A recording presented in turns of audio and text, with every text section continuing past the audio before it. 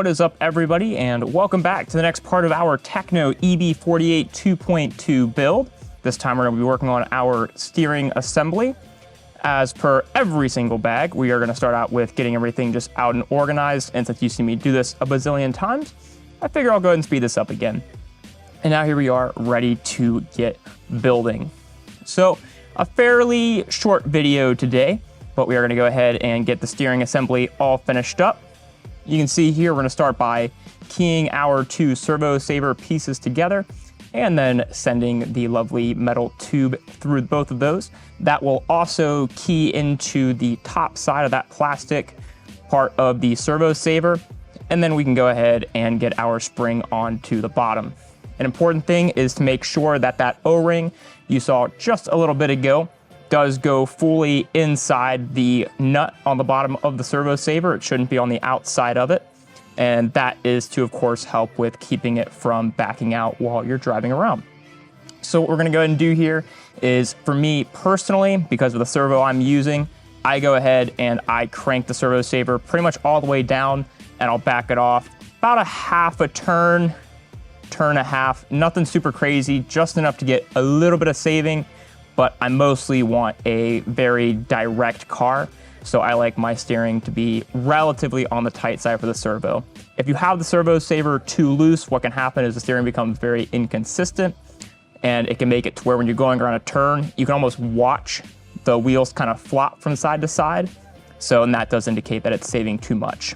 Now, what you will get with that, of course, is that you never have to worry about the servo braking because that spring is always saving it, but it does make the car quite a bit more difficult to drive and significantly less predictable.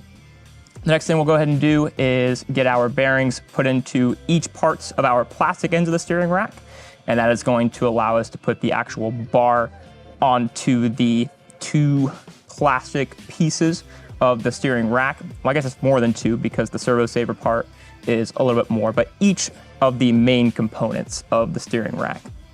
So from here, what you're gonna do is there are two little plastic tube nuts. They'll be 7 millimeters, and you'll send that through the bearings. That will act as your bushing inside the steering rack. That way, again, it can continue to move freely without getting the rack ultra tight, because you want it to move as freely as possible. You don't want any binding at all inside the steering rack. So now we can go ahead, it's just gonna be a 2 mil head. In this case, I'm gonna use a pair of pliers to hold the nut. Technically, a little bit safer of an option would be, of course, to use a 7 mil wrench, but it is what I had handy. So we'll go ahead, get that guy nice and tight on there, make sure that we have it nice and smooth, and then we can go ahead and start with the opposing side. So same thing, we'll send that little tube nut through, that bushing, then we'll go ahead, we'll get our 2 millimeter screws started, and then take our drill and work on getting it all nice and tight. Same thing, just like I did on the other side. We'll make sure that we grab that nut, that way we can get it nice and tight. Do a quick double check on that, and then we are all set to go there. And just as you can see, a final check to make sure that both sides are operating freely. Now, in this case, I do go ahead, I start loading my bearings in. You don't have to do that right now. Sometimes in the metal tube side, they like to fall out, but for this, it just kind of helps keep them in place. That way I know where they are and I don't have to worry about them rolling away. Now we are going to work on our final set of links. You've seen, of course, we've done the rear links, the front camber links, and of course now our turnbuckles. Now it's gonna be very important to note that there are gonna be two different offset rod ends here.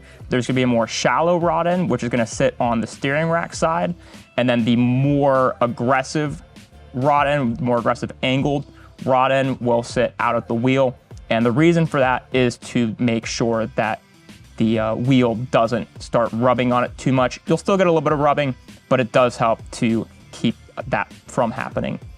And then just like every other link, make sure that you have the line of the left-handed thread on the left side of the car. That way, when you're adjusting them, you know exactly what direction to go to lengthen or shorten them. And then from here, we can go ahead and get them mounted on the car itself. So we'll send our screw through, and then there are going to be 4 washers that are going to go on top of this screw. So make sure you get those washers on there. There'll be 8 total in the bag, 4 on each side, as you can see with my lovely hand movements there, 4. Then we can go ahead and send that through the very front hole, which is the exact same as kit.